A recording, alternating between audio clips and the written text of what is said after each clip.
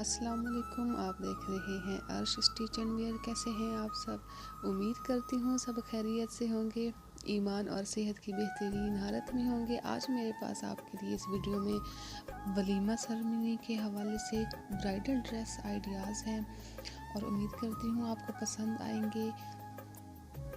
वलीमा पर ब्राइडल के लिए मोस्टली लाइट कलर सेलेक्ट किए जाते हैं क्योंकि बारात पे मेहंदी पे डार्क कलर यूज़ किए जाते हैं, इसलिए वलीमा पर लाइट कलर ज़्यादा अच्छे लगते हैं।